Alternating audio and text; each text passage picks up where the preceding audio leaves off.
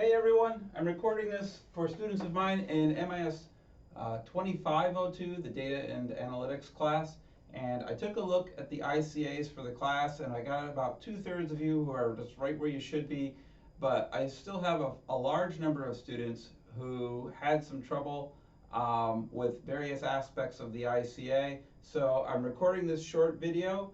I'm going to use my whiteboard here, and I want to clarify a couple things, restate a couple things. There's no new information here, and this is coming out in response to both the ICA and some conversations I've had with students during office hours and in the hallway and that sort of thing.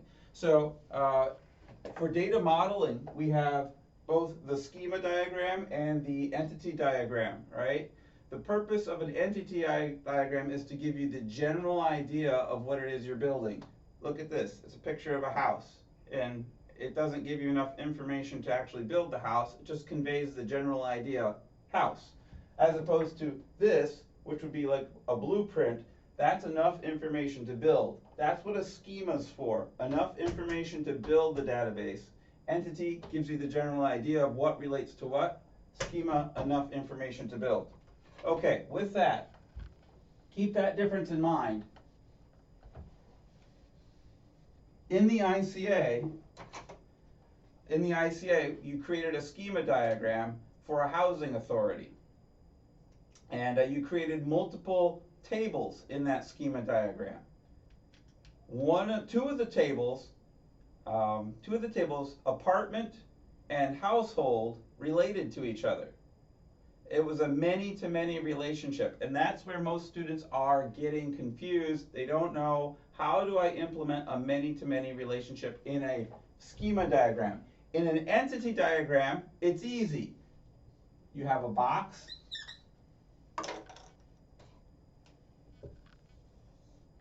I say house, and I'm going to do apartment to household. Apartment,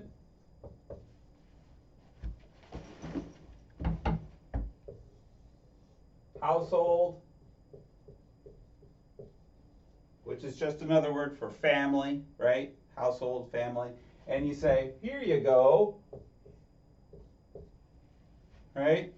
And then that's the maximum cardinality, and then the minimum cardinality would be like this. Great. So that tells me that an apartment can have 0 or more households residing in it. That's over time, right? Over time, an apartment can host a household, and then later on it hosts another household, and then over on it hosts another household, or it could be brand new and never have any households associated with it at all. So over time, an apartment can hold multiple households, and a household can, again, over time, reside in multiple apartments. So it's a many-to-many relationship. How do I do that over here in the schema diagram? Well, in the schema diagram,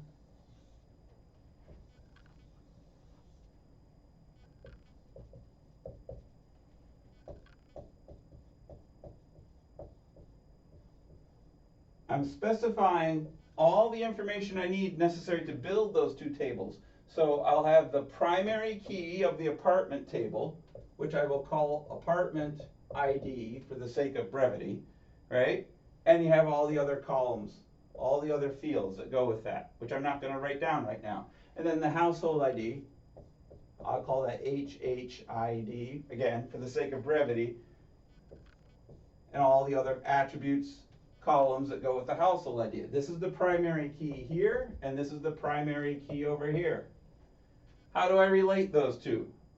Well, I can't just put the apartment ID here, because that would be one apartment relating to many households, and every household relates back to one apartment. So that would be not this. Okay? The only way to get a many-to-many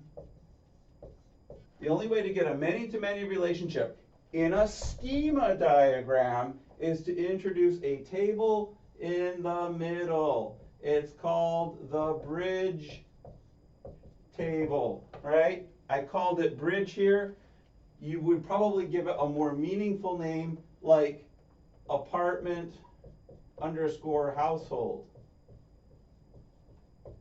That name tells me it's going to be the bridge between apartment and household.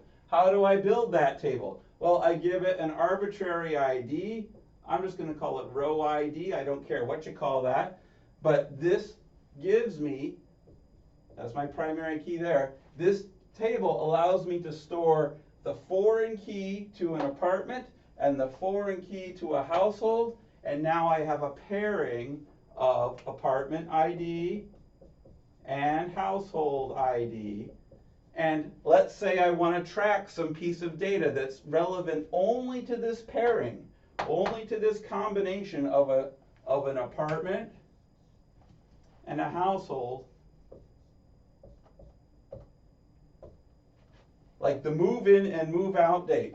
Where do those dates go? They go on the bridge table, the relationship table. This table represents the relationship between the apartment and the household ID. So move in and move out, right? So I can add attributes to the bridge table because they give me a representation of data that goes with that pairing.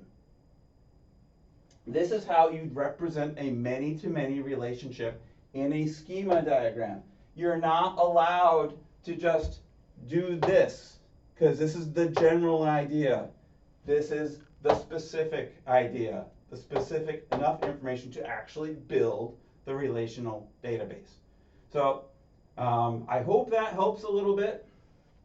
I think that's about all I got to say about that. I said it all in class. I'm saying it again in this video. Good luck. Talk to you later.